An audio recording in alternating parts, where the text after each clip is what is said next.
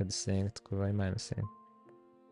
Mana ishobora byose, Mana nziza, gushimira kubw'amahirwe yandi uduheje tukabasha kuba uyu munsi turi bazima.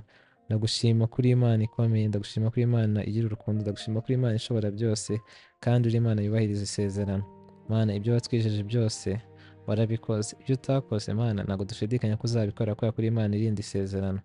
Mana, ndagira ngo umuntu wese uri kubona iyi video cyangwa se ubu butumwa bugezeho, haba mu buryo bw'amajwi cyangwa ubundi buryo, Mana mwongere umwibutse kuri Imana imukunda, mwongere umwibutse kuri umubyeyi we, kuri inshuti ye kandi ntacyo yakuburana. Umwibutse kuri Imana ishobora byose, aho atabona inzira Mana uhashyire inzira. Mana, wandike shapitire nshyashya mu buzima kubera kuri Imana ihindura byose bijyanye n'ubushake bwayo.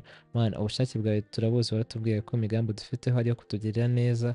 Mana, ngwino mu buzima bwacu tugirire neza Mana, n'abantu baturebera inyuma bamenye ko tugendana nawe, bamenye kuri Imana yacu. Izina ryawe rizamurwe hose kandi rihabwe icyubahiro.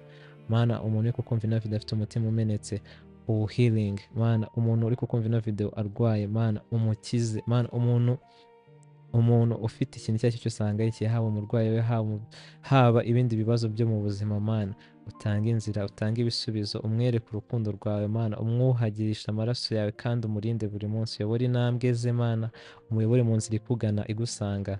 Bisabye nizeye mu izina rya Yesu, amen.